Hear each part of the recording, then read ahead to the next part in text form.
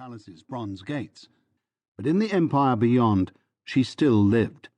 Soldiers camped on the Persian border traded coarse jokes about the former actress, thinking they insulted a living woman.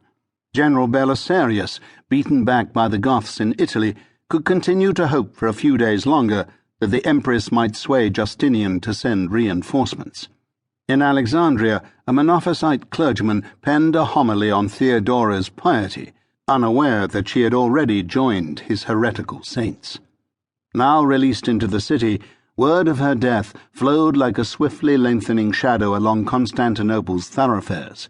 It reached into taverns and baths, tenements and churches, bringing jubilation, satisfaction, and even sorrow. Borne by worshippers, the shadow fell across the encomium to her charitable works, chiselled into the white marble entablature of the church of Saints Sergius and Bacchus, and on the lips of a garrulous ferryman it passed over the whitened bones of her enemies, scattered against the sea walls beneath the waters of the Marmara.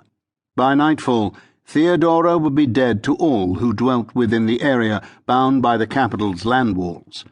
Weeks would pass before she died at the furthest outposts of the empire, from the Danube in the north and Egypt in the south, from Lazica east of the Black Sea to the westernmost part of the African prefecture.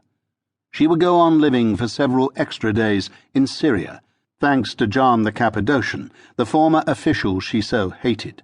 News travelled slowly there because the Cappadocian had substituted plodding mules for horses as a money-saving measure. Another John the late Empress had hated, the Lord Chamberlain to Emperor Justinian, turned away from the newly widowed ruler as the brief meeting of the imperial council ended. John the Eunuch, as many called him, but never to his face, was in his early 50s, a tall, lean Greek, clean-shaven with high, sharp cheekbones and sun-darkened skin. Age had not greyed his closely cropped black hair. He wore deep blue robes made of the finest cloth, adorned only by a narrow gold stripe along the hem. Dressed less elegantly, he could have passed for the mercenary he had been as a young man, or as a desert-dwelling hermit.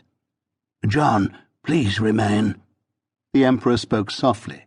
His bland, round, and slightly puffy face looked too calm to belong to a man standing beside the body of his newly deceased wife. The members of the Imperial Council, who had been available at short notice, filed out of the cramped sick room as quickly as dignity allowed. The Praetorian Prefect of the East, the Master of Offices, who headed the palace administration, the Emperor's legal adviser, the Questor, and the Imperial Treasurer. Their hasty departure whirled the haze of lamp smoke, incense, and perfume. John watched their escape, then fixed his gaze on Justinian. As a count of the consistory, John had no specific duties. His work depended on the Emperor's whim. "Excellency," John said, "my condolences." "Offer a prayer for her soul, John." This was an order John could not carry out, because he worshipped Mithra in secret rather than the god of the Christians. He inclined his head in a vague gesture he hoped would be taken for assent, then looked on uncomfortably as Justinian paced to the foot of the bed and tugged its sheets straighter. The Emperor refused to leave Theodora's side. Did he truly grasp that she was dead? John realized that now he would never be entirely certain why Theodora had hated him. Perhaps she had not wanted to share the Emperor with other advisers. There was no sense of victory. If John felt anything, it was regret that she had departed before he'd managed to defeat her. He felt nothing toward the husk she had left behind. His enemy's death gave John no sense of relief either. He struggled to accept that finally, after more than 20 years, Theodora no longer threatened him. Justinian paced back to the head of the bed. His pacing was the only sign he gave of agitation. "The evildoer will eventually be brought to justice before the throne of God. As God's representative on earth, it is up to me to administer justice in this world." "Evildoer, Excellency?" "The monster who murdered the Empress."